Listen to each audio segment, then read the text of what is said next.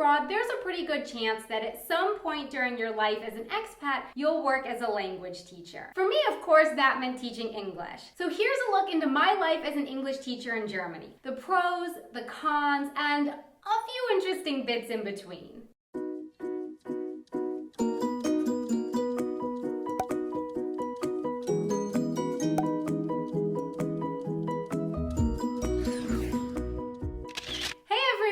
I'm Donna, and you're watching Wanted and Adventure Living Abroad. The one thing I can say right off the bat is that for me, working as an English teacher certainly never got boring. I didn't work 9 to 5 in a school. I worked as a freelance English teacher, which meant that my schedule pretty much changed every week. I worked for several language schools around the city, and I put "worked for" in quotes because I wasn't really employed with them, they just found me work. They arranged my classes, times, locations, and pay, but I could always say no to a certain class if I wanted to. And as far as money went, my students paid the school, and then the school paid me a cut of that. I could have made more money per hour without the schools, without the middleman, but as someone totally new to the city, it would have been really hard for me to find my own students. Plus, then I had access to all the school resources, books, copy machines, which was definitely helpful. This arrangement and the fact that I was signed up with several different schools meant that I ended up teaching many different kinds of students. And that was what kept things really interesting. Oh, the people I met as an English teacher. For example, one of my students was a German woman who judged shooting competitions in Croatia during her vacations. Apparently, the matches were in English, and so she wanted to increase her vocabulary in that area. I once taught a truck driver who was being sent over to Brazil to drive semi-trucks for his company. They had told him that he either needed to learn English or learn Portuguese, and apparently he picked English.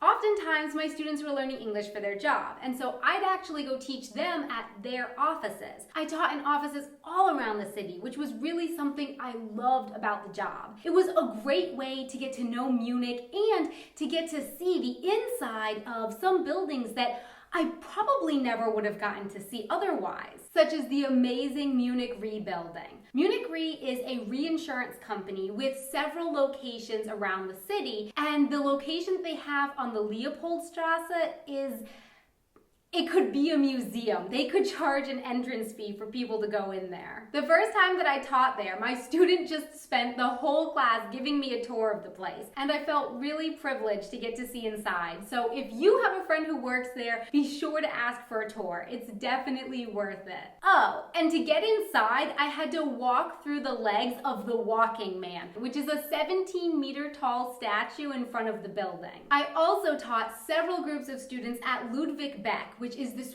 really nice department store in the main downtown square. I got to teach the people responsible for the window decorations and for the merchandising. So really, I was the teacher, but I ended up learning a lot about retail too. I'm still friends today with some of my students from those classes, so hi guys! One of the cons of teaching, well, teaching freelance at least, is the hours. I was technically my own boss, but not really. If you're working freelance, that means your schedule is pretty much in the hands of the gods. Most students want their classes either before work or after work, which means that there are days when you have to get up really early, teach a couple hours, then have nothing until the evening, then teach a few more hours, and that's your day. Another not so nice part about teaching is that sometimes you'll just get duds for students. Now, this didn't happen to me often, and I was really thankful for that, but occasionally I did get classes that just didn't participate. It was like pulling teeth to get them to answer questions or play along, or sometimes I got students who were resentful that they had to learn English. They needed it perhaps for their work, but they were feeling angry or resentful about having to learn it, and that never made for a fun class.